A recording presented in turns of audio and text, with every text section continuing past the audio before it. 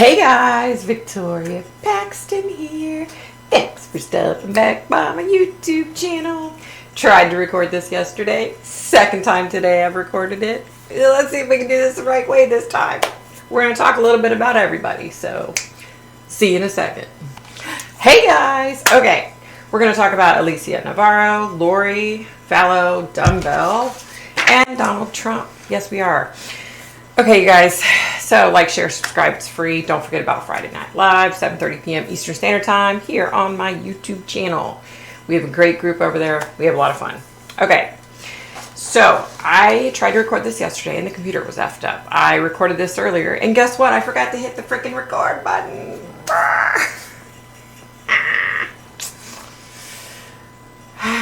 So here I go. Round 2 for today, round 3 in total. All right, here we go, guys.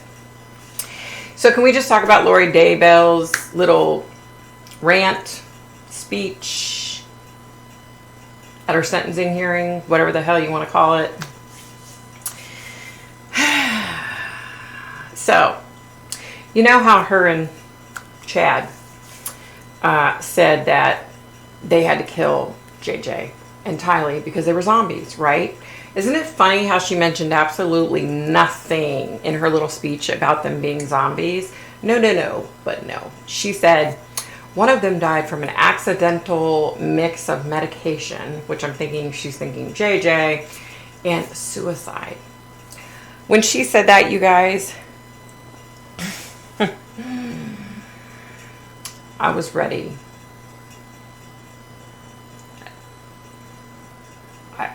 I was ready to hurt her. To say that about her kids, right? I was so proud of Kay and Larry Woodcock and Tammy Daybell's aunt and sister for not letting her bullshit get to them, you know? Because Lori's delusions are strong, y'all.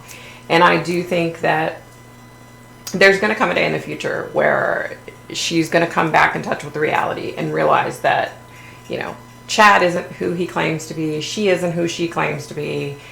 And that this was all just horrible, you know. I think she's...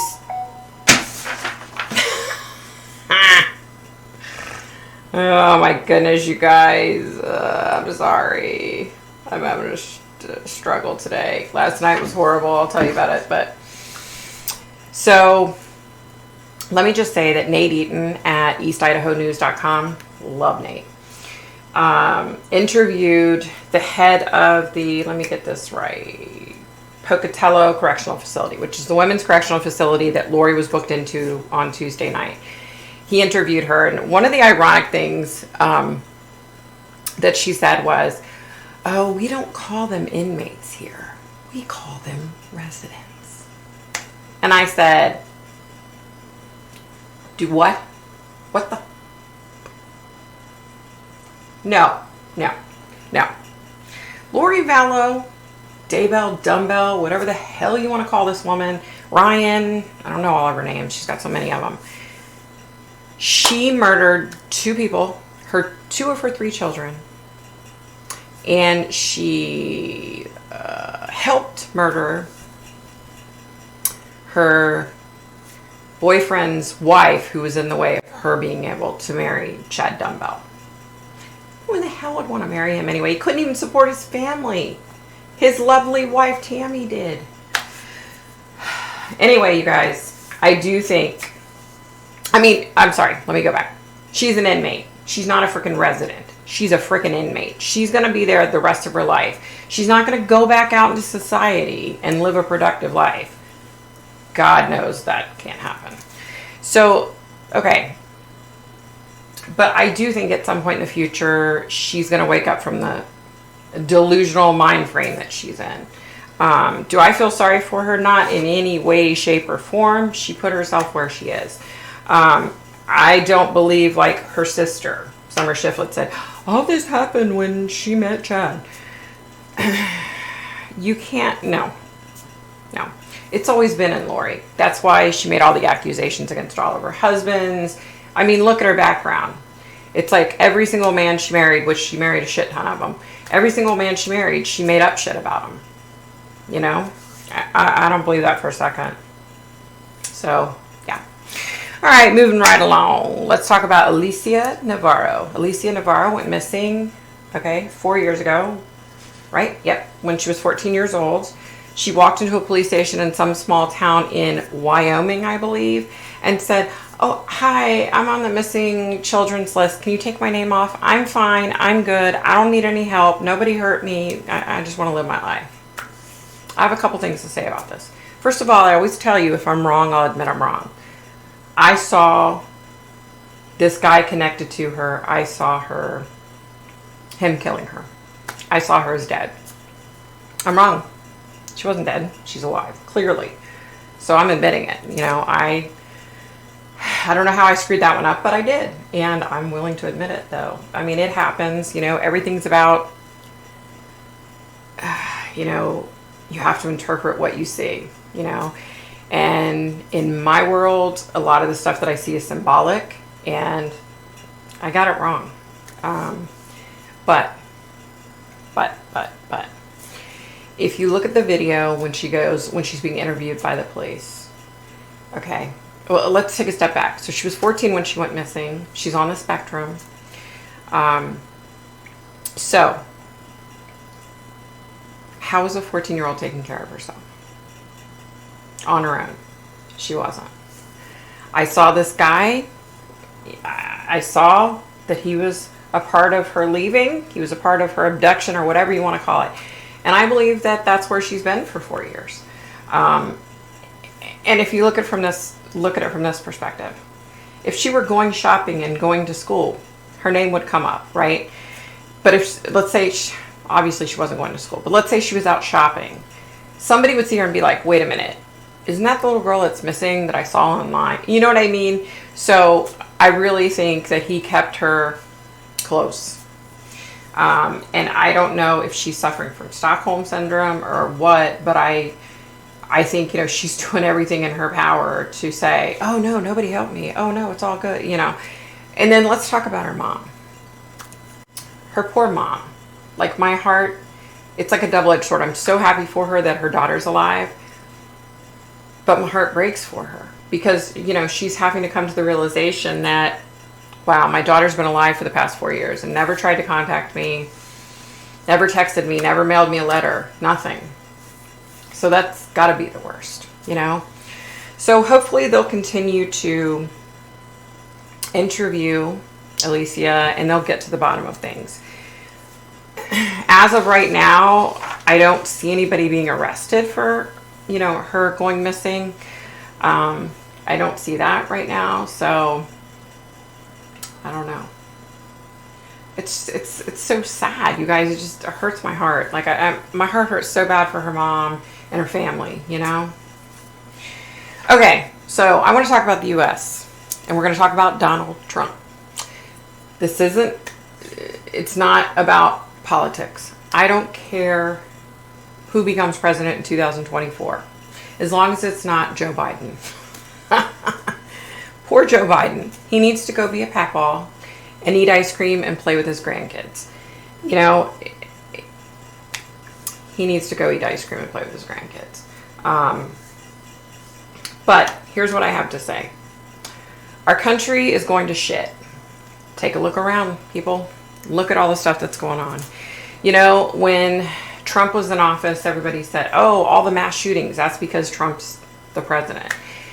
Now, Biden's in office, has been for 2 years, and there have been more mass shootings in the last 2 years than there were when Trump was in.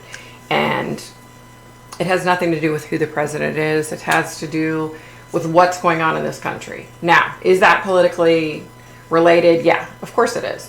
But it's just people's behaviors and attitudes in general, right? I've always been proud to be an American, but it's hard at times to be an American in light of the shit that's going on these days. And here's what I have to say about Donald Trump and the new charges that were filed. 4 more felony charges filed. If they can put charges against a former president that's a billionaire? What makes you think they can't trump up charges? See how I did that? Boom. I'm so funny. Trump up charges. I didn't even mean to do that and it came out. But who's to say that they can't put charges against you and I? They can.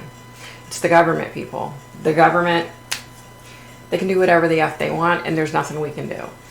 And that's my point. Open up your eyes. If you don't see it, open up your eyes and look at everything that's fallen apart around us. You know, it scares me. It scares me because you and I don't have the money like Donald J. Trump has. We don't have that kind of money to hire top-notch attorneys. We don't have that. You know, we'd be effed. We'd be in prison, is what I'm saying. So it scares me tremendously. If they can do this to a former billionaire president, what can they do to us? You know what I mean? It scares me. Again, I don't give a shit who gets elected in 2024. I hope and pray it's somebody that knows what the hell they're doing that can turn this country around. Because if we keep going like we're going now, we're done, y'all. We're done. I'm telling you, I just posted something on my community page. You need to go watch it. Has to do with healthcare here in the U.S. And I was watching this story. I'm dumbfounded. Dumbfounded that in 2023, in today's day and age, this shit can happen. That it's allowed to happen. You know, you don't mess with children, you don't mess with the elderly, and you don't mess with the sick, okay? Go watch the video on my community page. It disgusts me. It's videos like that that make me question being an American. You know, America is supposed to be such a great country, and everybody wants to come have the American dream. And quite frankly, at this point in my life, I grew up being proud to be an American. My husband is an Air Force veteran. I've loved this country all my life, but I'm really questioning shit the past couple of years. I'm really questioning shit, you guys. Like, it's sad. And last night, it probably doesn't help that last night I had horrible dreams. Horrible dreams, you guys. I'm standing there. I'm kind of like floating, okay? And there's landslides and earthquakes, hurricanes, tornadoes. And these people are literally being swept past me with this raging current of water, screaming for help. Screaming for help. And I'm watching them, knowing that they're going to die.